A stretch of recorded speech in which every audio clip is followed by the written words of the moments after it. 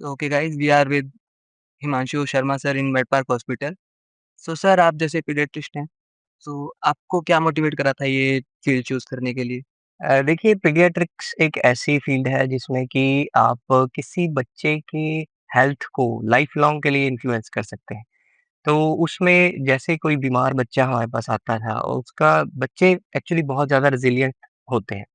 थोड़े से उसमें ही शॉर्ट ड्यूरेशन में अच्छे ट्रीटमेंट से बहुत रैपिड ट्रांसफॉर्मेशन हो जाती है। बहुत बीमार से बिल्कुल हँसते-खेलते हो जाते हैं और उनके माँ-बाप के चेहरे से जो एंग्ज़ायटी में वो हमारे पास आते हैं, उसको खुशी में बदलते हुए देखना एक बहुत ही बड़ा मोटिवेटर था मेरा इस फ़ील्ड को चूज़ करने के लिए।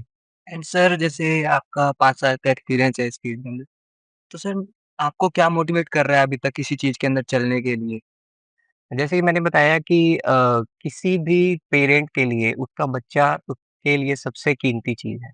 तो उन पेरेंट्स का हम पे इतना ट्रस्ट करना कि अपनी सबसे कीमती चीज़, उसकी जान आप हमारे हाथ में दे रहे हैं।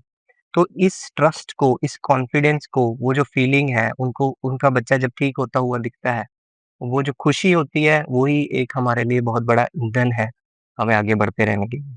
Yes sir. सर जैसे आपकी फील्ड के रिलेटेड बहुत से मिसकंसेप्शंस हैं, हुँ, लोग इतना इसके बारे में अवेयर नहीं है फील्ड्स हुँ, के हुँ। रिलेटेड।